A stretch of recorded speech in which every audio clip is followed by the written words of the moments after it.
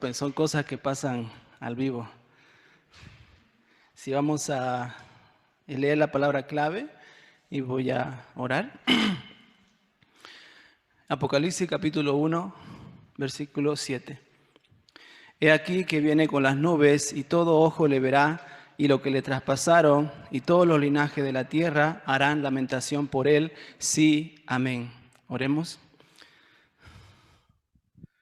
Padre Celestial, muchas gracias por su amor, su misericordia sobre nuestra vida, Señor. Gracias por darnos este tiempo para poder escuchar tu palabra, Señor.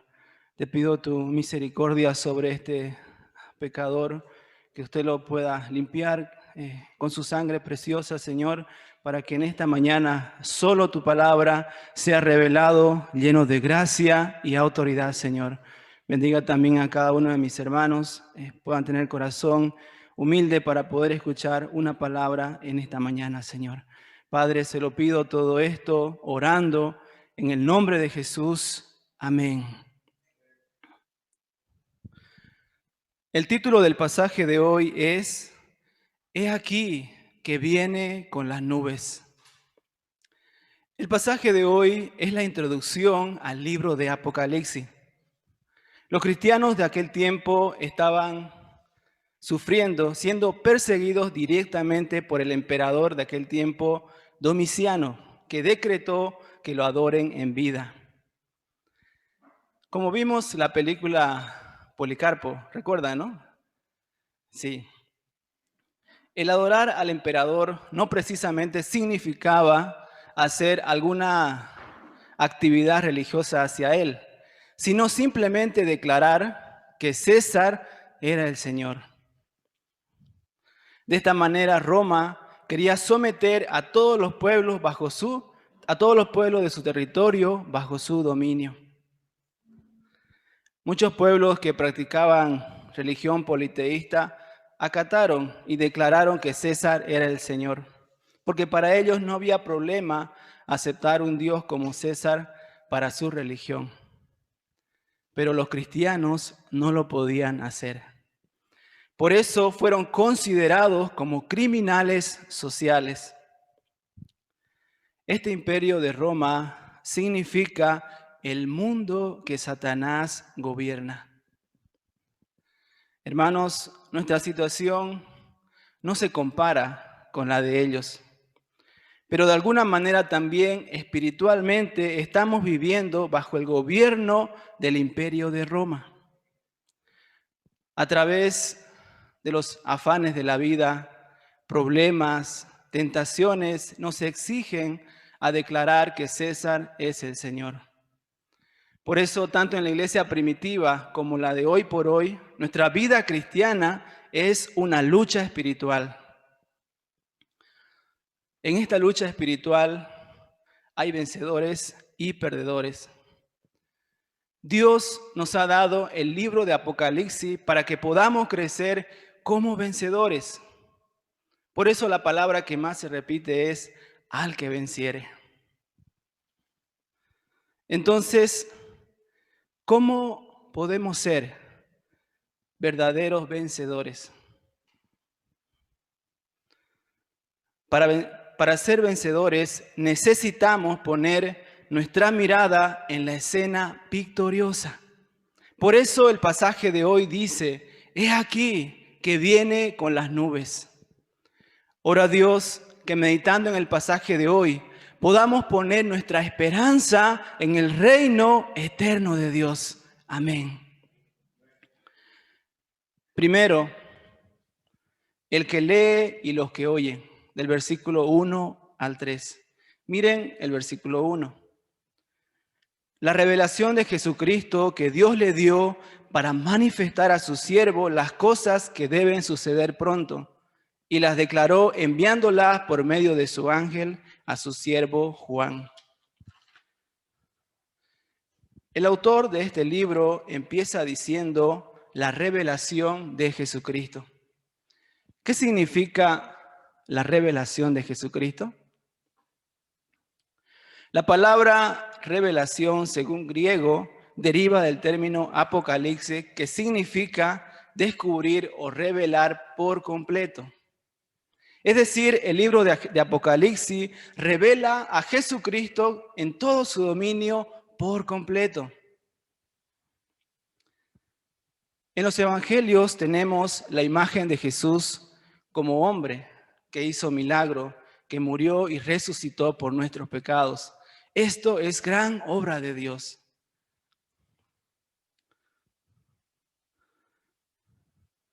Pero en realidad Jesús no es solo eso. A través de este libro de Apocalipsis se da a conocer por completo, con toda su gloria y majestad, con todo su poderío.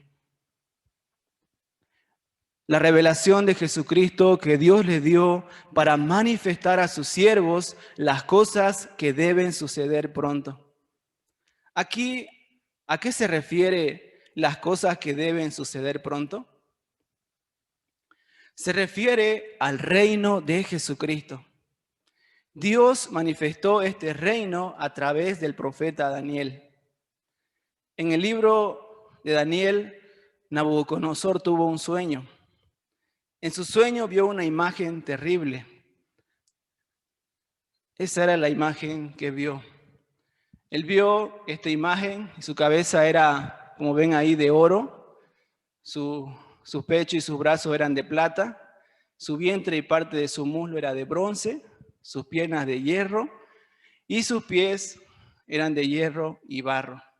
Y cada uno representaban los reinos de aquel tiempo, ¿no? Babilonia, el imperio medio persa, griego, el imperio romano y también en nuestro tiempo, el último, los Estados Unidos o Rusia.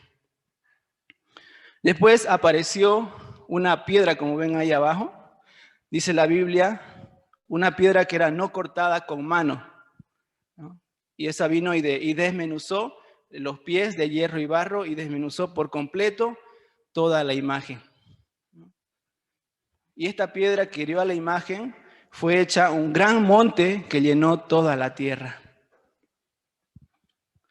Este era el sueño de Nabucodonosor, pero él se había olvidado de ello y quería que los magos sabios de aquel tiempo lo adivinaran el sueño y lo interpretaran, pero nadie podía hacerlo.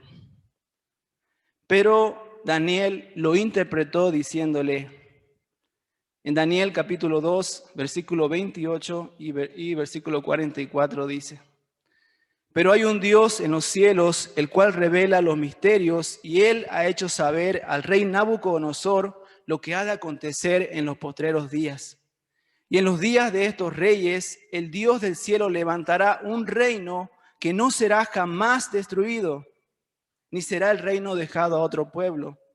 Desmenuzará y consumirá a todos estos reinos, pero él permanecerá para siempre.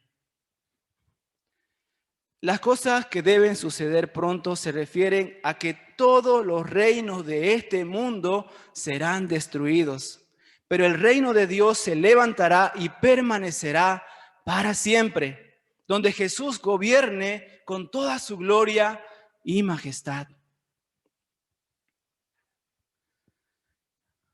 Desde el punto de vista humano, el poderío de muchos países se ve pomposo y magnífico. Pareciera que nunca serán destruidos, ¿no es cierto? Pero al fin de cuentas todo será destruido. No quedará piedra sobre piedra que no sea derribada.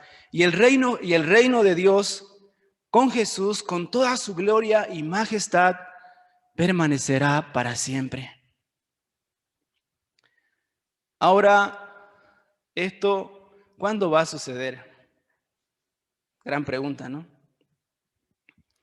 En la Biblia dice las cosas que deben suceder pronto.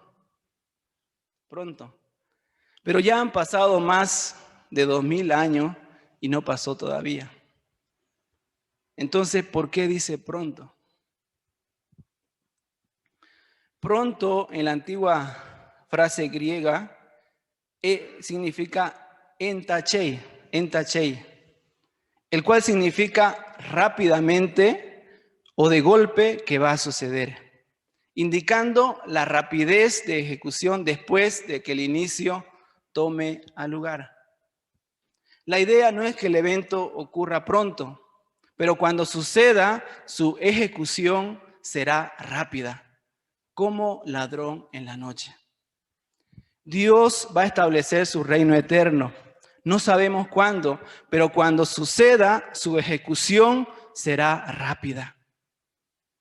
Para esto hay que estar preparados, poniendo nuestra esperanza en el reino eterno que permanecerá para siempre.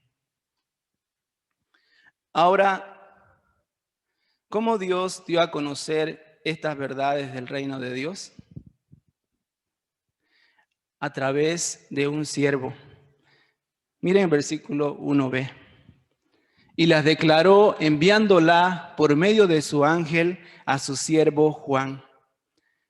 Dios podía dar a conocer estas verdades del reino a los cristianos de aquel tiempo directo, ¿no es cierto? Pero Dios usó a un siervo para dar a conocer las verdades del reino de Dios.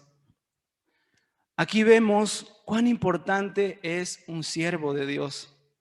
Dios le dio la visión al ángel y el ángel a Juan y Juan a las 7 iglesias. Dios usó a Juan como su colaborador para enviar el mensaje a las 7 iglesias. Dios nos toma como sus colaboradores en su obra de salvación mundial. Somos un canal de bendición para que las personas puedan conocer el reino de Dios. Miren el versículo 3.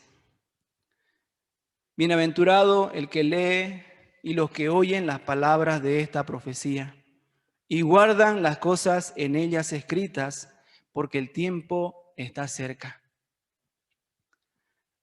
Aquí vemos quién es bienaventurado. Es el que lee y los que oyen y guardan las cosas en ellas escritas.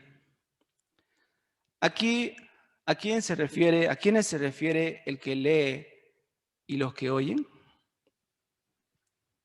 Si notamos, el que lee está en singular y los que oyen están en plural, está en plural.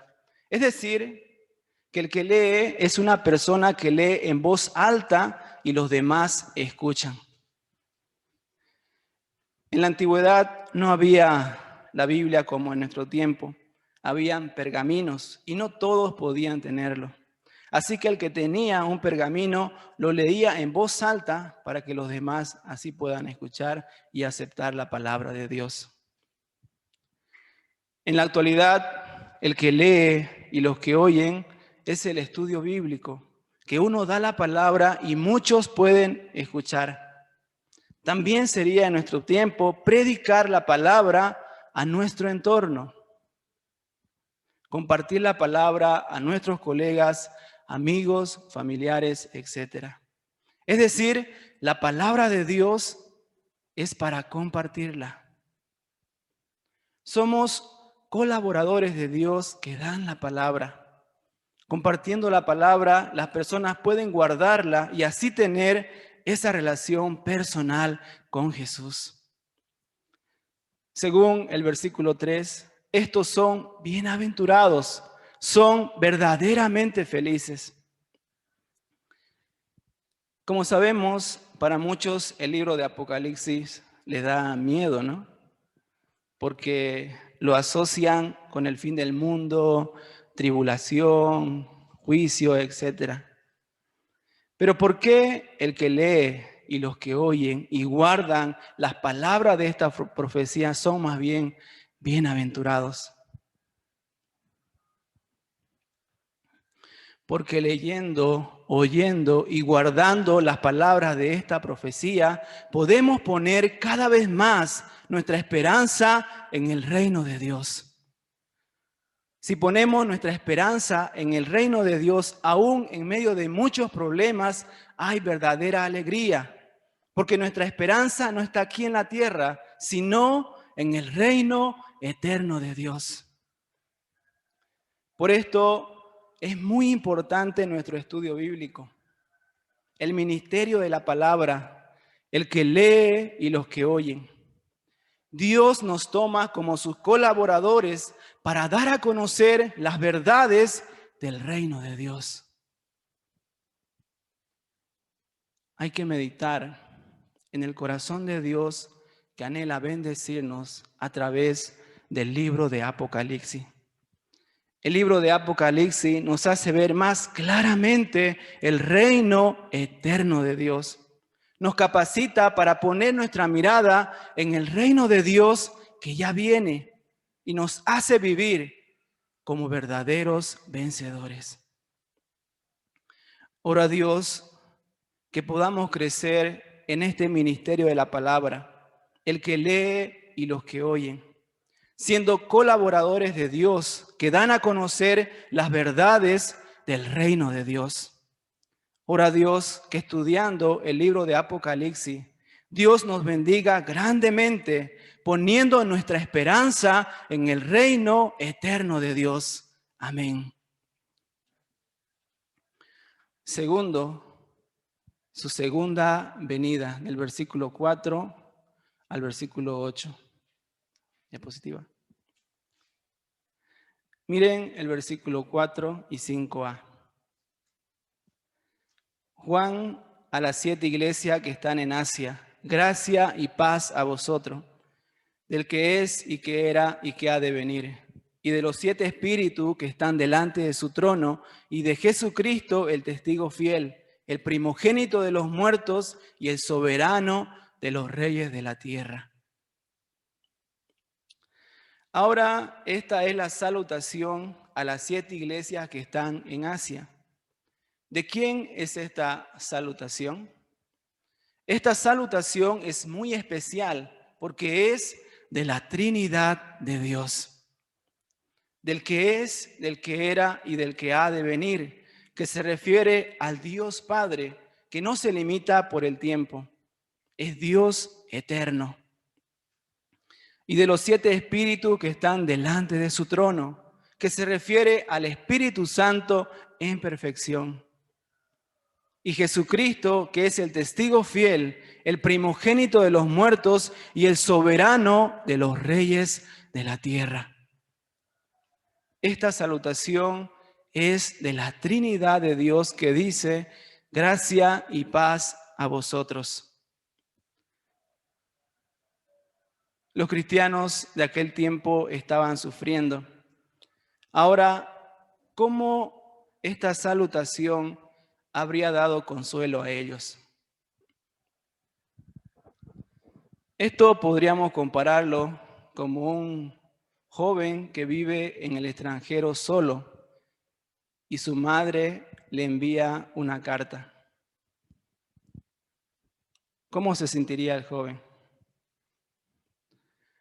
Recibiría mucho consuelo y fortaleza al leer la carta de su madre. ¿Cuánto más se habrían consolado los cristianos de aquel tiempo al leer esta salutación, que es de la Trinidad de Dios?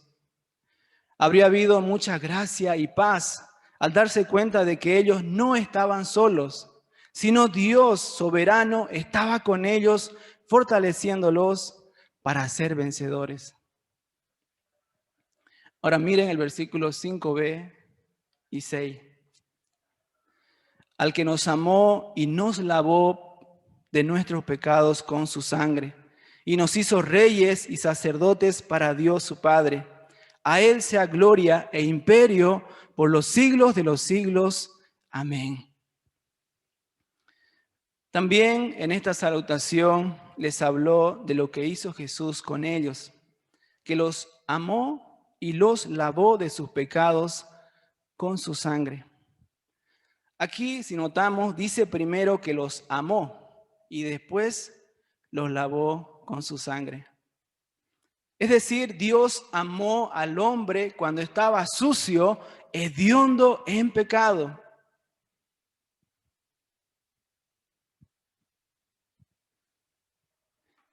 Y este amor pasó límite porque nos lavó con su sangre.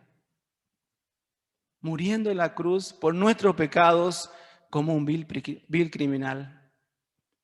Cuando los cristianos de aquel tiempo habrían leído esto, aún más se habrían consolado y fortalecido, recordando la gracia de Dios en sus vidas.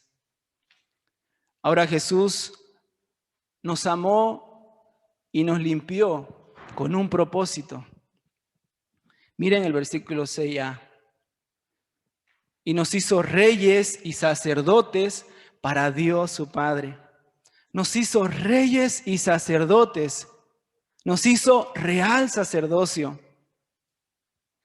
Pero los cristianos, la realidad de los cristianos de aquel tiempo era que estaban sufriendo. Su vida corría peligro. Pero ¿por qué dice que lo hizo reyes y sacerdotes? Aparentemente ellos estaban sufriendo, estaban viviendo miserablemente, pero desde el punto de vista del reino de Dios, ellos eran real sacerdocio, porque eran representantes de Dios en la tierra para dar a conocer la palabra de Dios. Primera de Pedro, capítulo 2, versículo 9 dice: mas vosotros sois linaje escogido, real sacerdocio, nación santa, pueblo adquirido por Dios, para que anunciéis las virtudes de aquel que os llamó de las tinieblas a su luz admirable. Hermanos, no solo somos discípulos o pastores, somos linaje escogido, real sacerdocio, nación santa. Somos pueblo adquirido por Dios para anunciar su palabra. El autor se maravilla de lo que Dios hizo con el hombre y termina diciendo: a Él sea la gloria e imperio por los siglos de los siglos. Amén. Con nuestra vida de real sacerdocio rendimos gloria a Dios. Ahora miren el versículo 7. He aquí que viene con las nubes, y todo ojo le verá, y los que le traspasaron, y todos los linajes de la tierra harán lamentación por él. Sí, amén.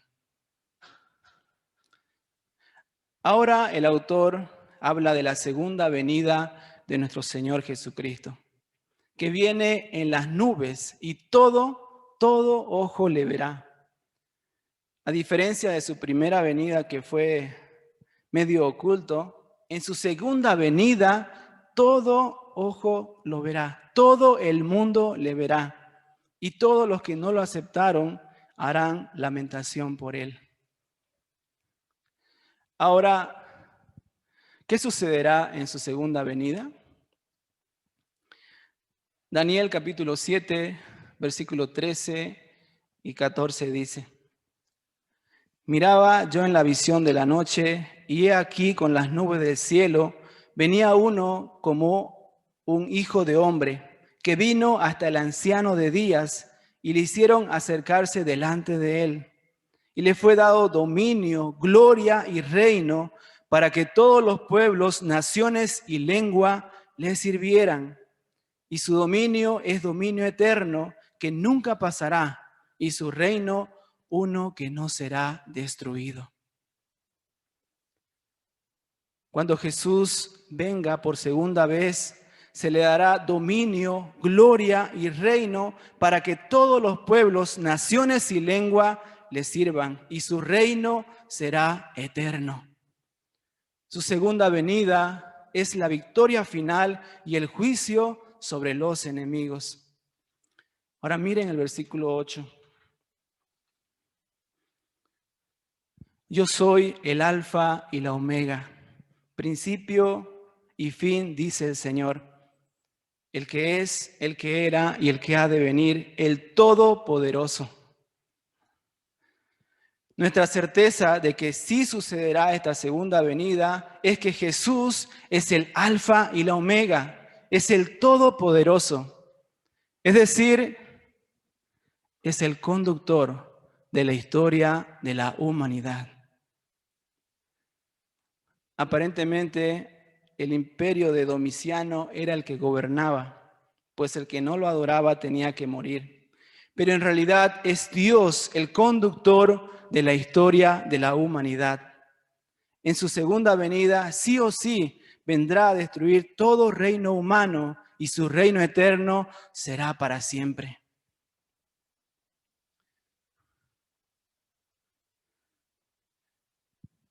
Los cristianos de aquel tiempo estaban sufriendo, corría peligro su vida. Nos pareciera que Dios debería darles alguna ayuda práctica, ¿no es cierto? Como eliminando el decreto de adoración al emperador, conmoviendo el corazón de Domiciano. Sin embargo, ¿por qué les habría hablado solamente de su segunda venida? Suena un poco abstracto, ¿no?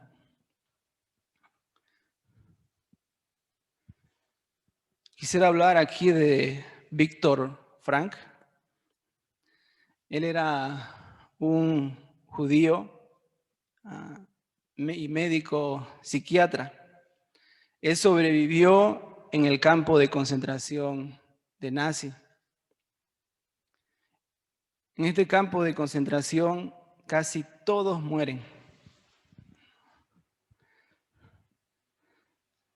Según la observación de Víctor Frank, los que sobrevivían tenían un punto en común.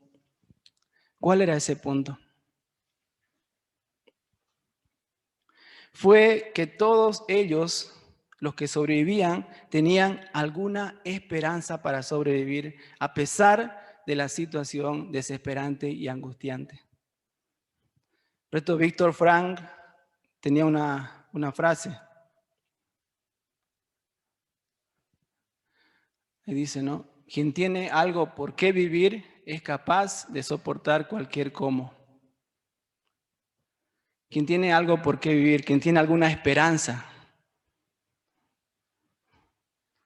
Esto es el poder de la esperanza. El verdadero vencedor es el que tiene verdadera esperanza. Entonces, ¿qué es verdadera esperanza?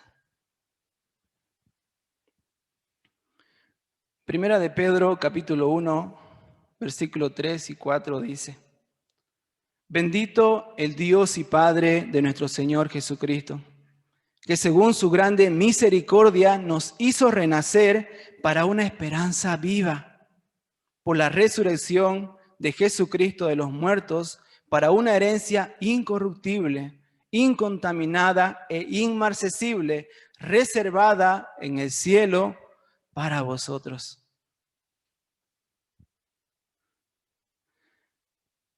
Todas las esperanzas fuera de Jesucristo son falsas, porque con el tiempo se marchita. Solo la segunda venida de Jesucristo y su reino eterno es verdadera esperanza. Por eso les habló de su segunda venida, para que puedan poner su esperanza en el reino eterno de Dios, que es verdadera esperanza, y así puedan crecer como verdaderos vencedores. Viviendo en este mundo materialista, sin darnos cuenta, ponemos nuestra esperanza en esta tierra, falsas esperanzas, por afanes, tal vez en los estudios, en el trabajo, en la familia, etcétera, etcétera. Esto es un nivel muy terrenal todavía. Pero aquí Dios nos dice, he aquí que viene con las nubes. He aquí es una expresión de que miren. Es decir, Dios anhela que podamos salir de nuestro nivel terrenal y podamos mirar su segunda venida. Podamos poner nuestra esperanza en su reino eterno, que es verdadera esperanza. si anhelamos su segunda venida, que Jesús viene con gloria y poder, en este tiempo presente nada nos haría problema, porque al fin de cuentas nuestra victoria final está garantizada. Podríamos luchar para poder vencer para su gloria. Ora a Dios que podamos poner nuestra esperanza en su reino eterno y así, aún en medio de muchos problemas, podamos luchar y crecer como vencedores. Amén. Voy a leer la palabra clave y voy a orar.